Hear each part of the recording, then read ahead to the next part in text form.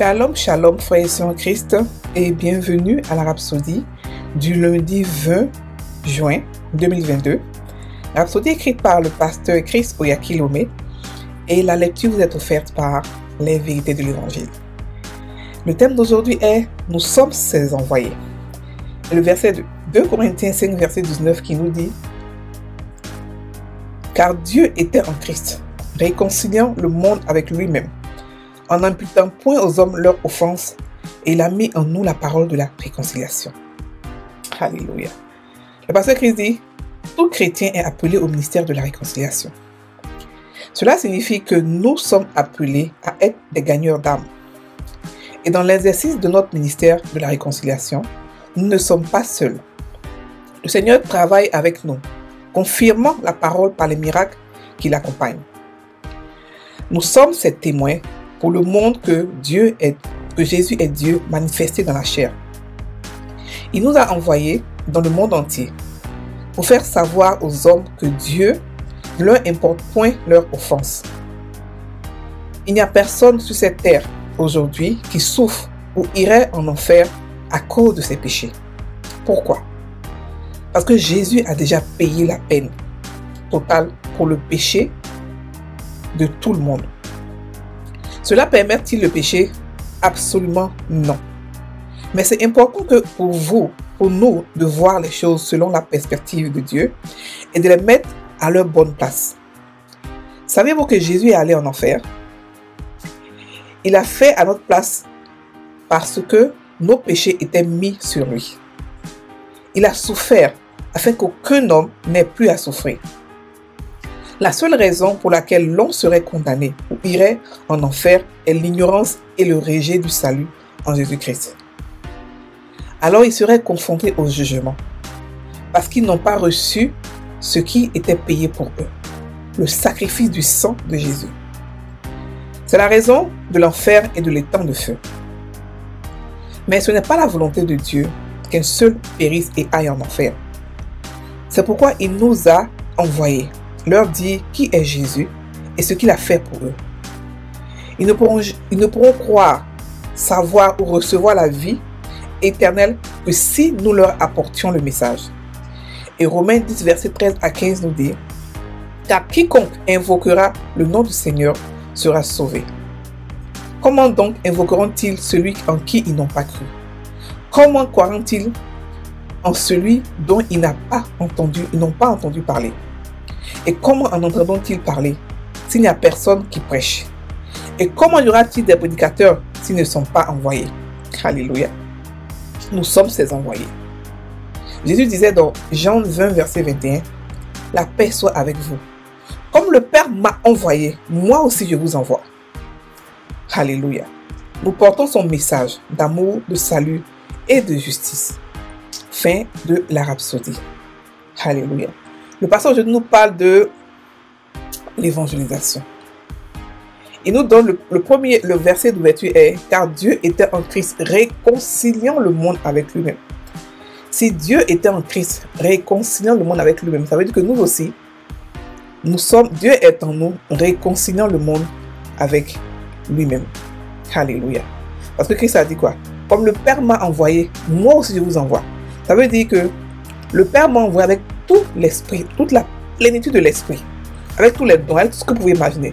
Vous aussi, je vous envoie avec tous ces dons. Parce que ce serait vraiment pas juste de nous envoyer avec une moitié de dons ou une moitié de ce qu'il possédait. Non, il nous a envoyés pareil comme lui. Comme le Père m'a envoyé, moi aussi je vous envoie. Donc nous aussi, nous sommes des réconciliateurs de Dieu. Et ce rôle de ministère, ce rôle d'évangéliste, c'est pas seulement pour des gens bien précis. C'est vrai qu'il y a des dons pour ça. Il y a des gens qui sont dotés de dons d'évangélisation. Mais ça ne veut pas dire que tous ceux qui n'ont pas ce don ne doivent pas évangéliser. Il voulait qu'on comprenne la nuance de cela. Jésus n'avait pas de titre bien précis d'évangéliste, mais il a évangélisé. L'apôtre Paul il a évangélisé, par contre on l'appelait l'apôtre.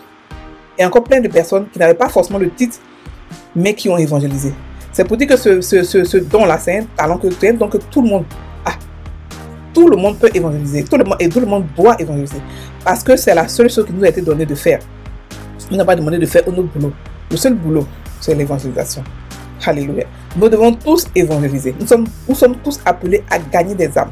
C'est pas seulement que pour les pasteurs, ni pour les... Non, c'est pour tout le monde. Tout le monde est concerné. Il a dit allez par tout le monde. Et lorsqu'on dit aller, ça ne veut pas dire que évangéliste partez ou pasteur partez. Il dit tout le monde. Il dit allez par tout le monde. En mon nom, vous, voici les miracles que vous faites. Ça veut dire que lorsqu'on évangélise, il y a des miracles qui s'accompagnent. Et ça, c'est tout le monde. Les nouveaux-nés peuvent évangéliser. Les nouveaux-nés en Christ peuvent aussi guérir des malades, peuvent faire des miracles. Parce que l'évangélisation s'accompagne toujours de miracles. C'est pour cela que Jésus, c'est par là qu'il a commencé. Et il a commencé son ministère avec des miracles parce qu'il évangélisait. Avant même d'avoir son premier miracle, il avait déjà des disciples. Parce que lorsqu'on parle de son premier miracle qui était à Cana, on nous parle qu'il était là-bas avec ses disciples et sa mère. Donc il avait déjà des disciples, il avait déjà commencé à évangéliser. Les disciples, il ne les a pas ramassés partout comme ça, il les a cherchés, il a évangélisé, et puis les gens sont venus vers lui et il a commencé maintenant à les former. Et il a commencé maintenant son premier miracle. Ça veut dire que ceux qui cherchent les miracles, ceux qui cherchent les puissances et tout ça là, ce qu'ils doivent faire, c'est évangéliser. On ne peut pas avoir une église qui fait combien d'années et puis avoir le même nombre de personnes, ça n'a pas de sens. On doit évangéliser. Dieu travaille avec nous et en nous. Et il confirme sa parole par des miracles et des guérisons. Par des choses extraordinaires que nous pouvons faire quand nous évangélisons. Que nous faisons lorsque nous évangélisons. Alléluia. Donc le pasteur dit que nous sommes ces témoins dans le monde. Parce que en fait, lorsque la parole dit que si je suis, c'est plus moi qui vis plutôt, mais c'est Christ qui vit en moi. Ça veut dire que c'est Dieu qui vit en nous. En faisant l'évangélisation. Nous devons être conscients que si nous vivons, ce n'est plus nous qui vivons en nous, c'est Christ qui habite en nous. Et parce que Christ habite en nous, nous pouvons tout faire. Donc il n'a pas à avoir peur d'évangéliser. La Bible n'a pas dit qu'ils vont tous accepter. La Bible dit de le faire. D'autres vont accepter, d'autres n'ont pas accepté. Mais ça ne veut pas dire qu'on ne doit pas le faire. On doit évangéliser. Et le pasteur explique que l'enfer n'a pas été fait pour nous. L'enfer n'a pas été fait pour nous. Qu'il n'y a pas quelqu'un sur terre qui est destiné à l'enfer. L'enfer a été fait pour le diable et sa cohorte. Et que tous nos péchés, le péché entier du monde entier ont été pardonnés. Mais c'est seulement ceux qui vont l'accepter qui iront au paradis. Sinon, n'importe qui a devant lui le choix, la vie et la mort. Parce que le péché a été déjà réglé. Le péché a été On appelle ceux qui ne sont pas encore chrétiens des pécheurs. Ça veut dire qu'eux, ils pratiquent le péché. Mais le chrétien n'est pas un pécheur. Il peut pécher, mais il doit être dissocié du péché parce qu'il a la domination sur le péché. Alléluia. Donc Jésus allait en enfer pour pouvoir subir ce que nous on devait subir afin que nous ne puissions pas subir la même chose. Ça veut dire qu'il allait en enfer pour prendre notre place, pour ne pas qu'on puisse partir en enfer. Le cadeau qu'il nous a donné était un grand cadeau. Je ne sais pas qui peut comprendre ce cadeau et puis refuser. Vouloir aller en enfer expressément parce que tu veux, je sais pas ce que tu veux, tu es curieux de voir l'enfer. L'enfer est un lieu qui fait peur. Donc, on doit savoir qu'on n'a pas à aller dans ce lieu. On n'a pas à souffrir encore, parce qu'il a déjà souffert pour nous. Il a déjà souffert. Donc, la seule raison pour qu'un chrétien puisse aller en enfer, c'est qu'il rejette le salut. Ou soit aussi par ignorance, ou un homme par ignorance. Alléluia. Donc, Dieu veut que tout le monde aille au paradis. Dieu veut que tout le monde aille. Mais pour que les gens partent, il faudrait qu'ils entendent. Il faudrait qu'eux-mêmes ils entendent la parole de Dieu. Et il faudrait que Dieu nous envoie. Dieu nous a déjà envoyé. Mais il faudrait que nous puissions parler. Il faudrait qu'ils entendent. S'ils n'entendent pas, ils ne pourront pas parler. Ils ne pourront pas savoir. Ils n'entendent pas.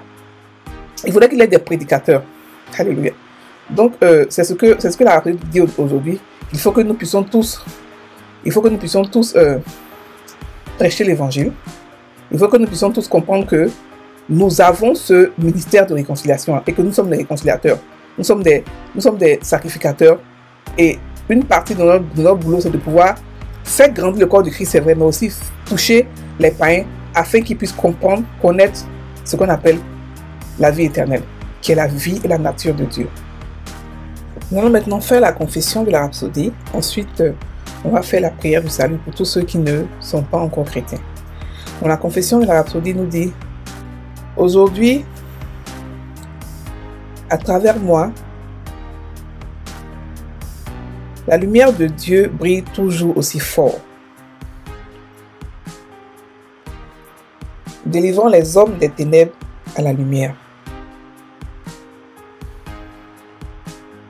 et de la puissance de Satan à Dieu. Je m'engage à prêcher l'évangile afin que les hommes puissent accepter la vie et la justice. Et l'espérance bénie qui est Jésus-Christ. Amen. On va faire maintenant la prière du salut pour tous ceux qui ne sont pas encore chrétiens, mais qui veulent renouveler leurs vœux avec Christ. Vous pouvez répéter après moi. Ô Seigneur Dieu,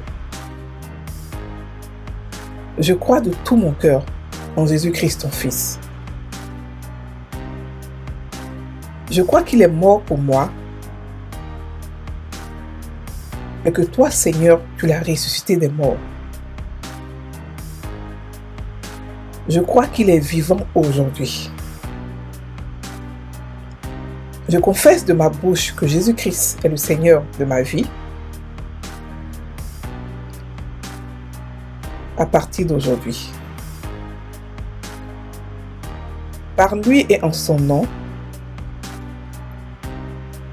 j'ai la vie éternelle. Je suis né de nouveau. Merci Seigneur d'avoir sauvé mon âme. Je suis désormais ton enfant. Alléluia.